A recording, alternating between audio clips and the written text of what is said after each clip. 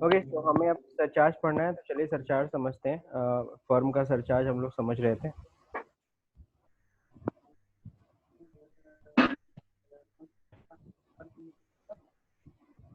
तो देखिए, सरचार्ज सब लोगों ने पढ़ लिया था, मेरे ख्याल सबको समझ में आ भी रहा था। 7% सरचार्ज अगर 1 करोड़ से ऊपर लेकिन 10 करोड़ से कम है, तो अगर 10 करोड़ से ऊपर अगर आपका क्या होगा, इनकम टैक्स अगर इंक्रीज, जाहिर सी बात है, अगर आपका टोटल इनकम अगर इंक्रीज करेगा 10 करोड़ से भी ऊपर, ध्यान रखिए टर्नओवर की बात नहीं कर रहा हूँ, इनकम की बात कर रहा हूँ। अगर आपकी इनकम 1 करोड़ से 10 लाख के बीच में, 1 करोड़ से 10 करोड़ के बीच में, तो 7% सरचार्ज है। अदरवाइज आपका सरचार्ज कितना है, 10 करोड़ से भी ऊपर हो जाता तो 12% सरचार्ज देना पड़ेगा। ठीक है। बाकी यहाँ पे दे रखा है नीचे, क्या नीचे अब इसको पढ़ने की जरूरत नहीं, ऑलरेडी हम लोगों ने क्लियर कर लिया। हेल्थ एंड एजुकेशन से तो सबको क्लियर है, वही 4% लगेगा, बाकी और कुछ है नहीं। तो देखते हैं यहाँ पे,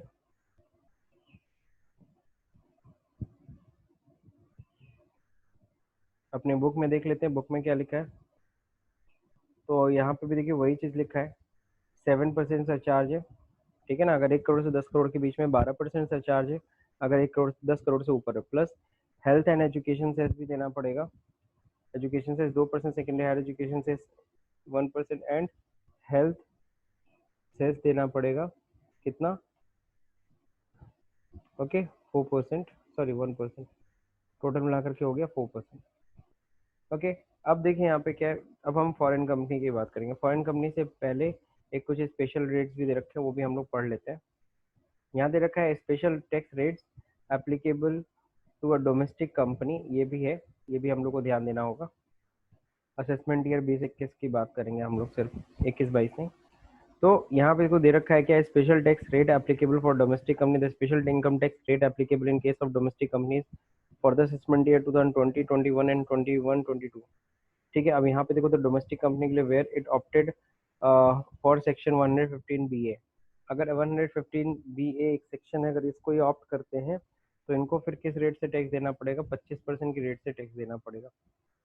where it opted to section 115 B A, तो 22% टैक्सेस देने पड़ेंगे। Where it opted the section 115 B A B, then 15% की रेट से टैक्स देना पड़ेगा। ठीक है, the rate of surcharge in case of company opting taxability, हाँ taxability under section 115 BAA और section 100 BAB shall be flat 10% irrespective the amount of total income, चाहे total income कितनी भी हो, सरचार्ज सिर्फ और सिर्फ 10% ही देना पड़ेगा। बाकी हेल्थ एंड एजुकेशन से सबको पता है, वो तो 4% ही रहेगा, उसमें कोई कोताही नहीं है। ठीक, तो ये अब सवाल उठता है, सर ये 115 BA क्या है, BAA क्या है और BAB क्या है। तो ये आप लोग का छोटा सा होमवर्क रहेगा। होमवर्क क्या रहेगा, एक तरीके से आप लोग इसको ना सेक्शन वाइज चेक करना। नहीं समझे, चलिए बताता हूँ अभी कैसे करना है। तो ये हम लोग यहाँ पे इसको ऐड कर लेते डोमेस्टिक कंपनी के नीचे, जो मामला हम लोगों ने लिया है। ठीक है, अब यहाँ पे सरचार्ज और सेस भी आ गया। अब फॉरेन कंपनी की बात करनी है, लेकिन उससे पहले मैं आपको बता दूं ये सेक्शंस कैसे चेक करेंगे। जैसे आपने सपोज करना है, चेक करना है, आपने चेक करना है 115 ये वाला BAA वाला सपोज, तो आपको सिंपल से यहाँ पे जाना है न्यू टैब में और यहाँ पे भरना है 115 सेक्शन ऑफ इनकम टैक्स आ जाएगा। बस ये है कि आप इसके बारे में देखो आ गया 115 BAA के बारे में देखो, यहाँ पे तुम पढ़ सकते हो, new tax rate for domestic company. The government of India has introduce the taxation amendment ordinance 2019 on the 20 सितंबर 2019 में लेके आई थी, सेवरल अमेंडमेंट्स के साथ। ठीक है, हाँ ये सब आ रहा है। ठीक है, अब यहाँ पे देखिए, यहाँ पे changes in the such corporate tax cut for the domestic company as well as for the manufacturing companies. MAT rate has been reduced from the 18.5% to 15%। आगे तुम लोग मैट पढ़ोगे, इसको हम लोग बोलते हैं minimum alternate tax. Minimum alternate tax मतलब इतना टैक्स तो एटलीस्ट तुम्हें देना ही पड़ेगा। यानी कि देखो होता क्या है, बहुत सारी कंपनियां क्या करती हैं, डिडक्शंस का फायदा उठाती हैं। तो डिडक्शंस का फायदा उठा करके वो अपना टैक्सेस का रेट काफी रिड्यूस कर लेती हैं। यानी कि वो अपने इनकम को इतना घटा देती हैं, जैसे फॉर एग्जांपल तुम्हारी इनकम है 100 करोड़, और तुम डिडक्शंस का फायदा उठा के तुमने अपनी इनकम कर ली 10 करोड़, और कहते हो सर 10 करोड़ पे टैक्स देंगे, बाकी 90 करोड़ तुम क्या कर लेते हो, डिडक्शंस का फायदा उठा लेते हो।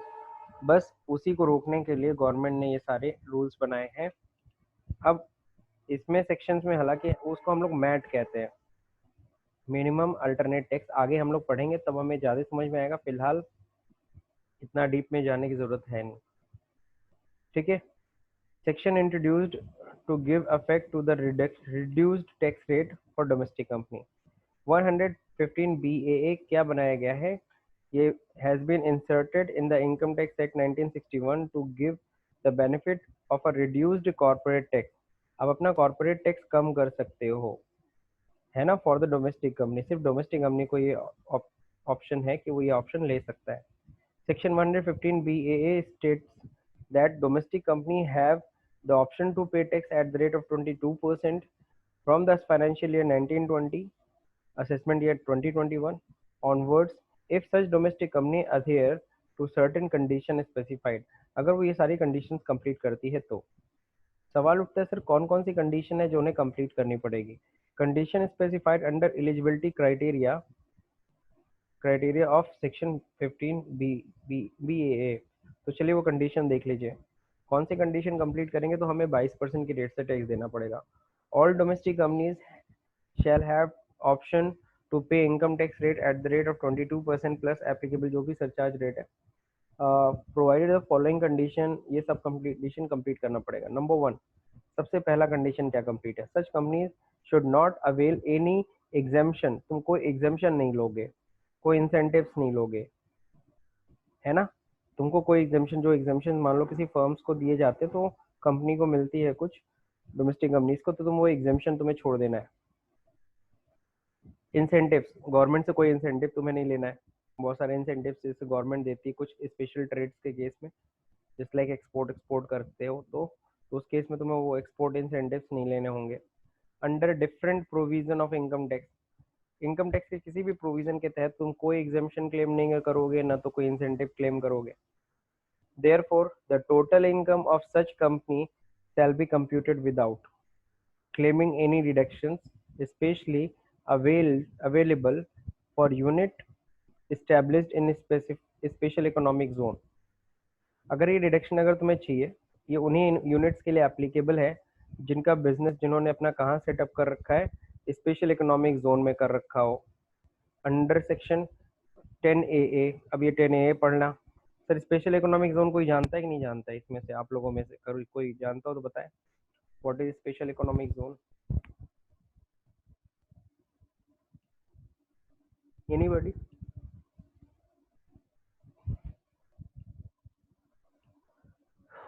कोई आइडिया नहीं है?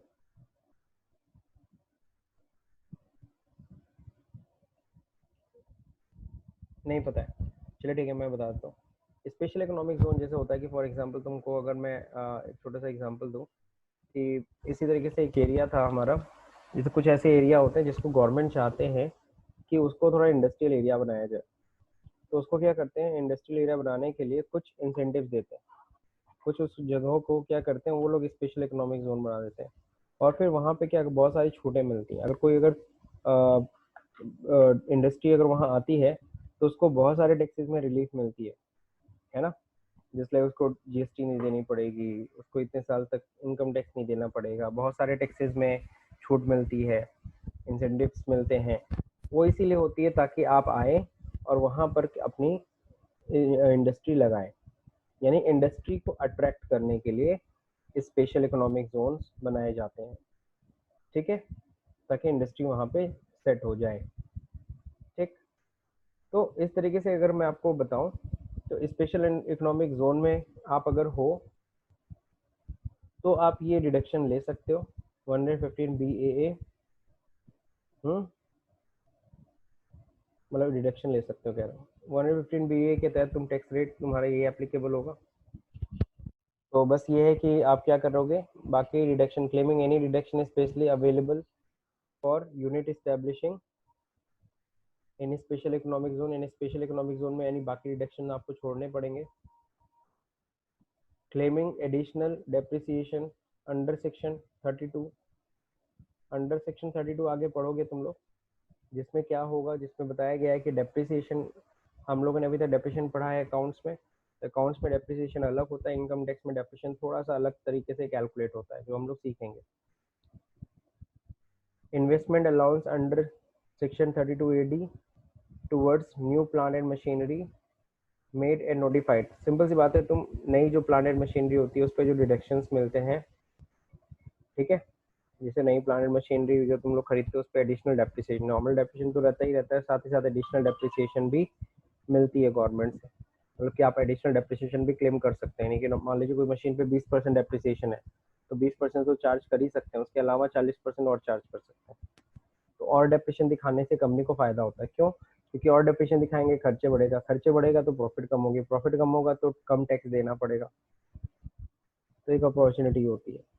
Claiming deduction under section 33 AB for tea, coffee, rubber manufacturing company, इन सभी के लिए स्पेशल कुछ डिडक्शंस बनाए गए। 33 AB claiming deduction towards the deposits made towards the restoration fund under section 33 ABA, companies engaging extraction production petroleum and natural gas, जो इन सब के प्रोडक्शन में लगे हुए हैं उनको भी कुछ स्पेशल डिडक्शन दिए जाते हैं। Claiming deduction for expenditure on scientific research, हर एक कंपनी को बोला गया है कि आप साइंटिफिक रिसर्च पे खर्च किया करो, इसके लिए अंडर सेक्शन 35 है। तो कोई भी बंदा, अगर कोई भी कंपनी R&D डिपार्टमेंट बनाता है अपना, रिसर्च एंड डेवलपमेंट का डिपार्टमेंट, तो रिसर्च में जितने खर्चे होते हैं उसके, वो सारे खर्चे भी वो दिखाएगा। Claiming a deduction for a capital expenditure, खैर और लंबा है, मैं पढ़ता ही रहूँगा, थक जाओगे आप लोग ऐसे समझ लो, ठीक है। ये सारे डिडक्शंस की बात कर रहे हैं। Such company should not avail any exemption incentive, तो ये सारे जो डिडक्शंस तुम्हें मिल रहे हैं, ये सारी डिडक्शन तुम छोड़ दो। ये सारे डिडक्शन छोड़ोगे तभी जा करके तुम्हें, तब तुम किस में आओगे, 115 BEA के तहत 22% की रेट से टैक्स दे सकते हो। यानी कि गवर्नमेंट ने कहा ठीक है, चलो तुमको ऐसे समरी समझाता हूँ। तुमसे गवर्नमेंट ने कहा ठीक है, तुमसे हम 22% टैक्स लेंगे, 30 नहीं, हम 22% टैक्स देंगे, लेकिन हाँ, जो डिडक्शन एग्जाम्पशन जो तुम क्लेम मारते थे ना, वो डिडक्शन एग्जाम्पशन क्लेम मत करो। तो अब बताओ तुम क्या करोगे। तुम अगर ऐसी कंपनी में अगर हो तो तुम्हारा, मैं बताता हूँ, तुम बस क्या करोगे, कंपेयर करोगे कि मेरे को 22% देने में फायदा है कि मेरे को डिडक्शन लेने में फायदा हो रहा है। तो अगर तुम्हें 22% देने में फायदा है तो ठीक है, तुम डिडक्शन क्लेम ना करना। लेकिन अगर तुम्हें 22% देने में नहीं बल्कि डिडक्शन लेने में तुम्हें फायदा, वहां तुम्हारा टैक्स ज्यादा बच रहा है, तो तुम डिडक्शन क्लेम करोगे, तुम 115 PA में आओगे ही नहीं, सीधी सीधी बात।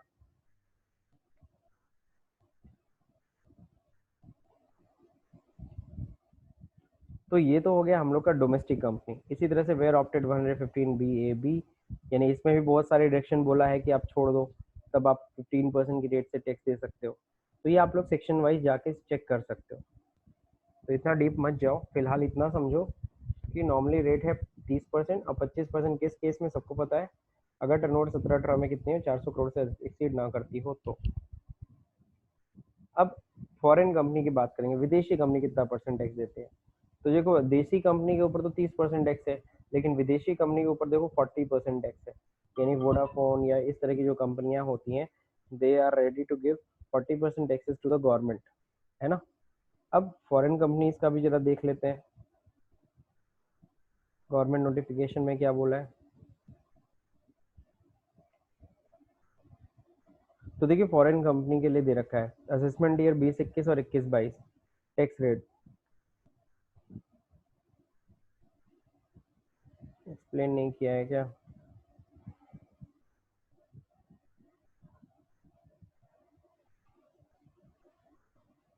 Income tax rate 50% and 40%।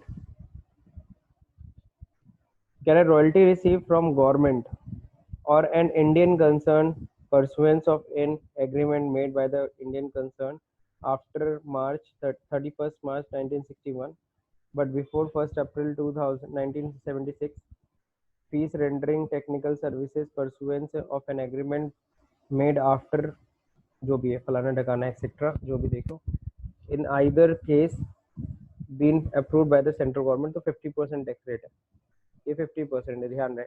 तो ये रॉयल्टी रिसीव के केस में, रॉयल्टी अगर तुम किससे ले रहे हो, गवर्नमेंट ऑफ इंडिया से ले रहे हो, यानी कोई फॉरेन कंपनी है, ठीक है, जो इंडिया को कोई सर्विस प्रोवाइड कर रही है, इंडियन कंसर्न्स को कुछ अगर सर्विस वर्विस दे रही है, चाहे वो टेक्निकल सर्विसेज हो या कोई भी सर्विसेज हो, कोई एग्रीमेंट के तहत हो, और वो एग्रीमेंट इतने से इतने के बीच में हुआ है, तब तो उस कंपनी को 50% इनकम टैक्स देना पड़ेगा, ठीक है। लेकिन इसके अलावा कोई और इनकम हो, रॉयल्टी के अलावा कोई और इनकम हो, तो ऐसे केस में क्या होगा, 40% है। तो हम लोग के बुक में एकदम सही लिखा है 40% टैक्स देना है। सरचार्ज देखिए क्या है, the amount income tax shall be increased by a surcharge 2%, total income exceed, अगर 1 करोड़ से 10 करोड़ तक है तो 2%, 5% अगर आपकी इनकम 10 करोड़ से एक्सीड करती है तो। हेल्थ एंड एजुकेशन से वही 4% है। तो ये तो अपने बुक में सही लिखा है, ठीक है। 50% वाले पॉइंट को मत ध्यान दीजिए, रॉयल्टी रिसीव फ्रॉम गवर्नमेंट है, ऐसे केसेस बहुत कम होते हैं। हमें बाकी फॉरेन कंपनीज की बात करेंगे, तो उन सबको 40% टैक्स देना पड़ता है, 2% अगर 1 करोड़ से 10 करोड़ के बीच में हो, 5% अगर 10 करोड़ से अबव हो। बाकी education cess, secondary higher education cess, और कौन सा सेस है, हेल्थ, हेल्थ सेस देना होगा कितना, 1%। ओके, तो ये हम लोगों ने फॉरेन कंपनी का पढ़ लिया। तो ये कंप्लीट हो गया हम लोग का। तो करीबन हमने किनका किनका देख लिया, हमने इंडिविजुअल देख लिया, एचयूएफ देख लिया, हम लोगों ने फर्म देख लिया, कंपनी देख लिया। तो हम लोग ने इन 4 असेसीज का टैक्स का कैलकुलेशन समझ लिया कि किनको टैक्स कैसे देना है और उन लोग का टैक्स रेट क्या होता है। अब ये मार्जिनल रिलीफ के बारे में है, ठीक है। मार्जिनल रिलीफ क्या होता है इसके बारे में समझाया गया है। मार्जिनल रिलीफ में इसमें दे रखा है, in the case of person having in net income, अभी पीछे हम लोग पढ़े थे, अगर किसी व्यक्ति की जो है ना, किसी पर्सन की नेट इनकम अगर कितने से एक्सीड करती है, 1 करोड़ या फिर 10 करोड़ से एक्सीड करती है, तो पता है उसको सरचार्ज तो देना पड़ेगा। तो यहाँ पे सरचार्ज में बस मार्जिनल रिलीफ है, the amount payable as income tax and surcharge shall not exceed their total income, total amount payable as income tax on total income of 1 crore or 10 crore by more than the amount of income that exceeds 1 crore to 10 crore। यानी कि किसी भी तरीके, marginal relief क्या कहता है कि किसी भी तरीके से आपका जो सरचार्ज का जो अमाउंट है वो किसी भी तरीके से आपके इनकम टैक्स के अमाउंट से ज़्यादा नहीं हो सकता है, बस इतना बोल रहा है। अभी तक के टॉपिक में किसी को कुछ पूछना है, domestic company, foreign company, firm किस रेट से टैक्स देती है?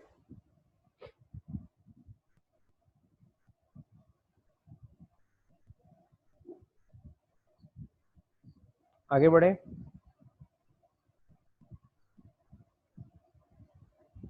हेलो, यस सर, आगे। चलिए ठीक है, आगे बढ़ते हैं हम लोग। अब यहाँ पे हम लोग बात करेंगे aggregating income of mister Nikhil Chopra. ये तो 36 साल की एज का इनका दे रखा है, इनका इनकम टैक्स कैलकुलेट करना है 11,50,000 पे, तो ये तो सबको क्लियर है सबको। 2,50,000 तक नील हो गया, 5% टैक्स, 5 लाख से 10 लाख तक 20% हो गया, फिर 10 लाख से ऊपर जितना भी उस पर 1,50,000 उस पर 30% हो गया 45,000। टोटल मिला करके आपका टैक्स आया 1,57,500। अब यहाँ पे सेस लगा रखा है 1 कितना है 2%, 1%, बस यहाँ पे ऐड हो जाएगा एक और सेस भी, हेल्थ एजुकेशन सेस भी ऐड हो जाएगा। तो मैं इसको ऐड कर लेता हूँ, इंसर्ट अबव,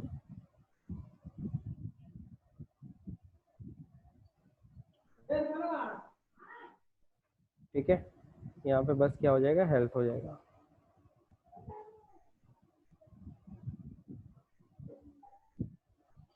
हेल्थ सेस कितना परसेंट है, 1% है, कितना अमाउंट आएगा 1575 आएगा, और इसमें जोड़ देते हैं कितना आएगा भाई, कोई कैलकुलेट करो।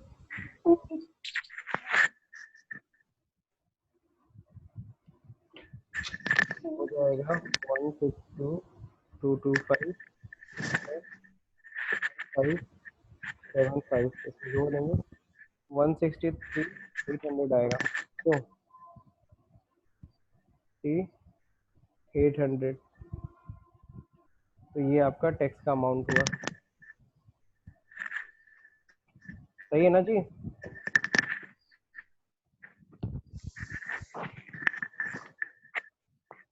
अब देखिए आज आप लोगों ने फर्म और कंपनी का पार्ट लिया है।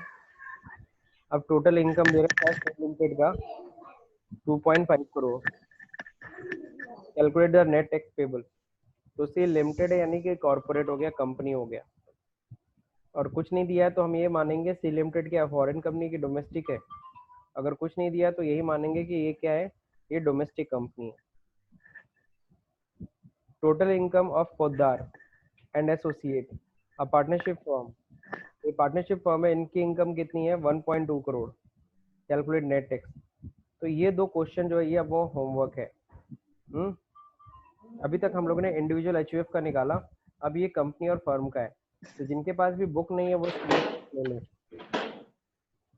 तो आप लोगों को 5वां क्वेश्चन और 6वां क्वेश्चन होमवर्क है, ये दोनों क्वेश्चन आपको करने हैं।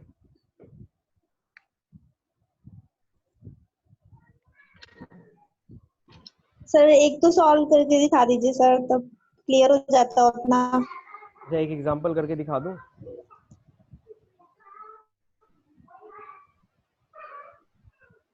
चलिए तो मैं एक्सेल पे करके दिखा देता हूँ, ठीक है? एक्सेल पे करना अच्छा रहता है ना, कैलकुलेशन आसानी से हो जाता है। कुमार सर की क्लास कितने बजे चलती है भाई? 11 बजे से 11 बजे 12 बजे से। कुछ लोग की 11 है, कुछ लोग की 12। सबका अलग अलग टाइम है सर। अच्छा आप सभी लोग जो इनकम टैक्स पढ़ रहे हो, इनकम टैक्स सभी लोग को मैं बोलूंगा इसलिए मत पढ़िए कि इनकम टैक्स हमारा एक सब्जेक्ट है। आप सभी लोग इनकम टैक्स इस पॉइंट ऑफ व्यू से पढ़िए कि आगे जा करके हम सभी को ये काफी काम आने वाला है।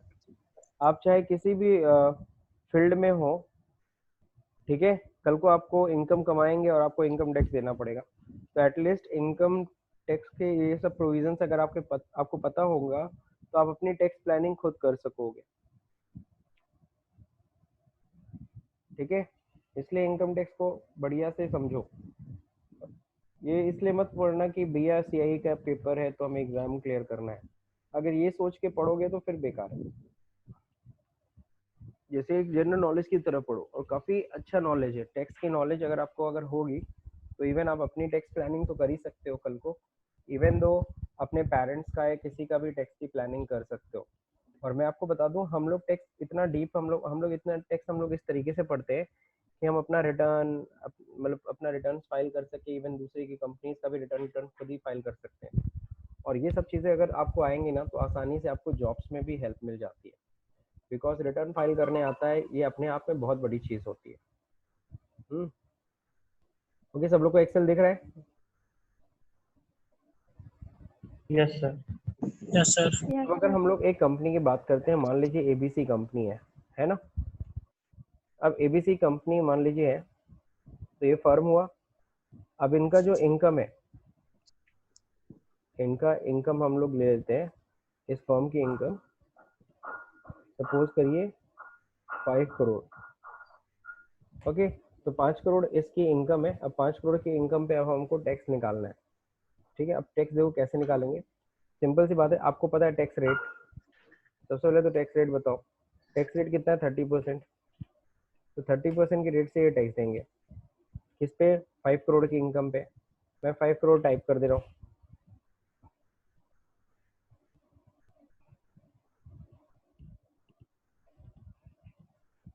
ठीक है ना? सही है 5 करोड़, क्यों?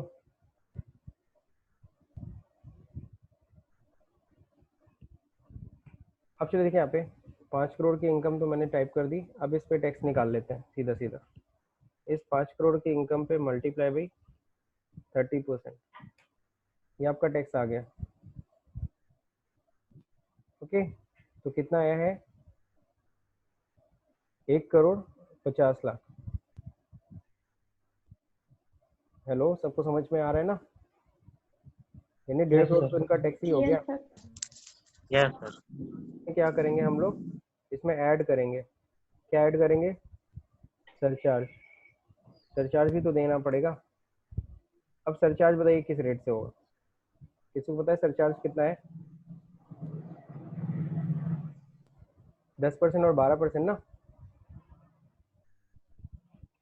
तो 10% क्यों 10% लगे? 10 करोड़ से नीचे, इसलिए अगर एक 10 करोड़ से ऊपर होता तो 12% सरचार्ज देना पड़ता है। तो सरचार्ज किस पे लगेगा? ये जो टैक्स अमाउंट आया है इस पे मल्टीप्लाई बाय 10%। आगे यहाँ पे अब हम लोग इसको टोटल कर लेंगे, ठीक है, सम कर लिया। अब इसमें ऐड करेंगे क्या? सेस। सबको पता है सेस कितना है? हेल्थ एंड एजुकेशन सेस, बताओ कितना है? 4%। बिल्कुल सही। तो यहाँ पे है 4%, 4% ये हो गया। अब इसमें हम लोग क्या कर लेते हैं, इसको ऐड कर लेते हैं, इसमें मल्टीप्लाई बाई 4%। अब देखिए टोटल टैक्स कितना आया, तो बताइए ये स्लैब रेट से भी आसान हुआ ना?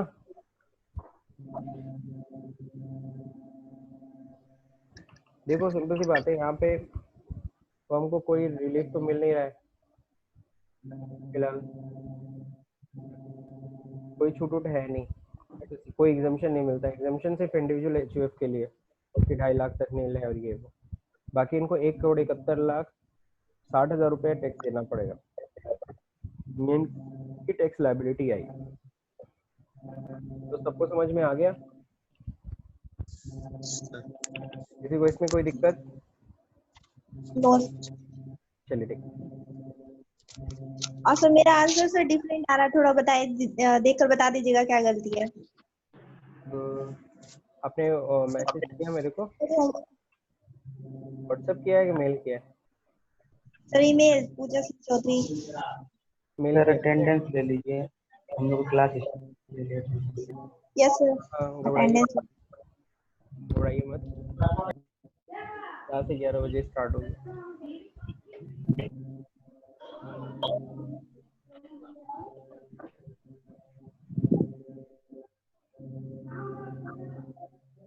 अभी तो अच्छा नीचे तुमने कर रखा था क्या वो भी क्वेश्चन? कंपनी फर्म का भी किया था क्या सना पूजा? सर 4 तक। फोर्थ वाला ही बात कर रही हो ना? यस सर 4 वाला ही। फोर्थ वाले क्वेश्चन में तो बता दिया ना क्या गड़बड़ी थी। अच्छा आप सही की हो क्या? नहीं, फोर्थ वाले क्वेश्चन में ये जो प्रॉब्लम थी, यस सर। जैसे यहाँ पे होता है स्लैब, स्लैब का बीच का डिफरेंस है 0 से 20 में, बताओ कितना डिफरेंस है? Yes sir. 3 लाख है। सर डिस्कनेक्ट हो जा रहा है बार बार। अच्छा,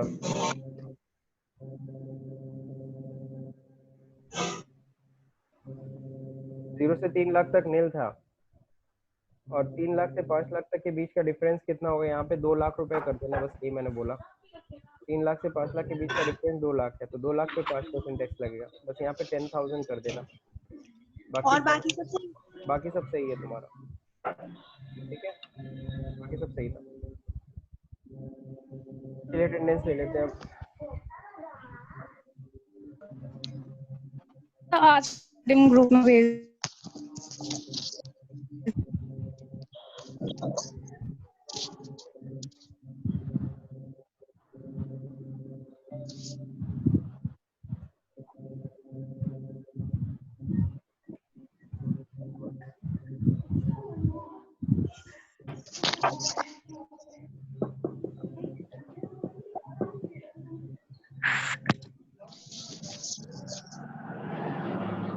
बस फाइल खुल जाए अटेंडेंस वाली।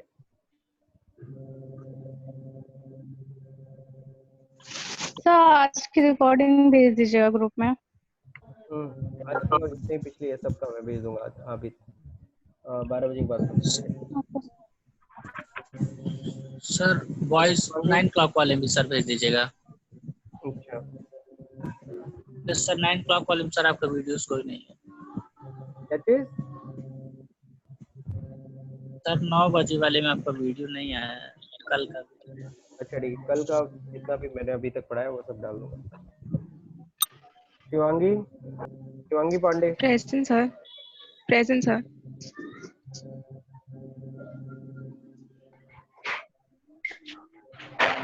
तो स्क्रीन दिख रही है अटेंडेंस वाली? No, sir.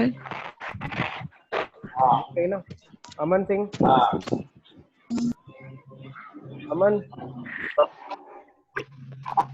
अमन है नहीं क्या? अमन कुमार निषाद। Yes sir.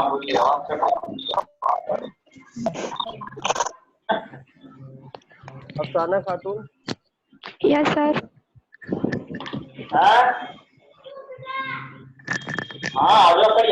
आकाश श्रीवास्तव। Yes sir. जिसका अटेंडेंस होता जा रहा है सामने सब लोग देख रहे हो और अपना निकलते जाओ, लीव करते जाओ meeting. Alaina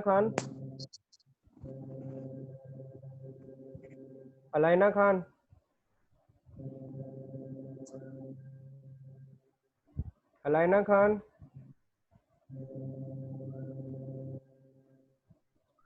Amrish Sharma. Ankur Pandey. Mantosh Kumar. Yes sir. Mohammad वसीक।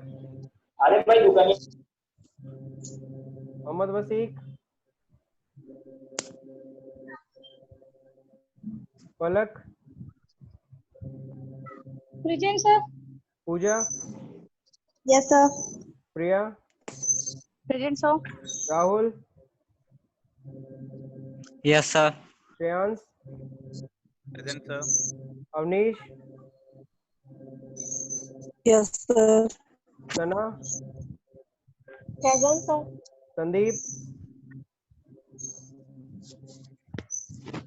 Sandeep Bharti. Sujeet. Yes sir. Surabhi.